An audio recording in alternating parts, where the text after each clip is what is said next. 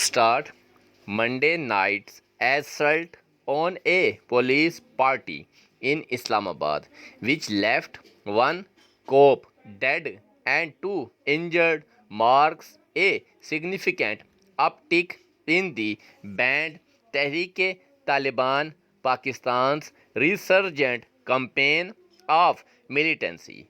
By carrying out such an audacious attack in the capital, where there is a heavy security presence on account of numerous sensitive locations, including dozens of diplomatic missions. The banned terrorist outfit indicated its capacity to wreak mayhem in mainland Pakistan if and when it chooses to. Responsibility for yesterday's IED blast in Lahore's Anarkali area that killed at least two people and injured 26 may have been claimed by Baloch insurgents, but it nevertheless underscores the multi-dimensional nature of the militant threat that Pakistan is once again facing.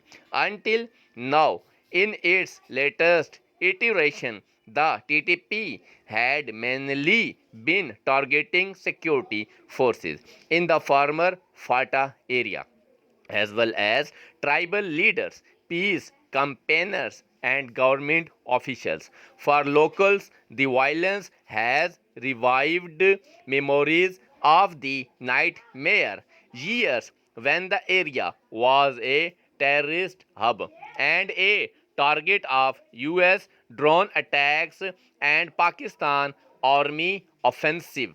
If reports are to be believed, the TTP has been chomping at the bit to unleash full-scale attacks but has so far been restrained by the Afghan Taliban, who have, however, refused to take action against the terrorist group. The US forces retreat and the Afghan Taliban storming back into power 20 years after coalition forces overthrew their first regime has been a huge morale booster not only for the former insurgents but also for their ideological comrades from Pakistan. It has also burnished the fighting capabilities of both, for they were able to seize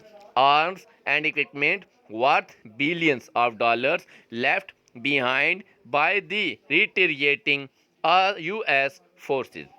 Sadly, the emerging scenario speaks of a monumental failure of policy in which the Pakistani state willfully refused to gauge the extent of affinity between the Afghan Taliban and the TTP and what could transpire in the event of a US withdrawal from Afghanistan. It was only recently that Army Chief General Qamar Bajwa was quoted as acknowledging that both were two sides of the same coin. Remarkably, even the fact that the Afghan Taliban never uttered a word of condemnation against the TTP's acts of terrorism in Pakistan, with the exception of the APS Peshawar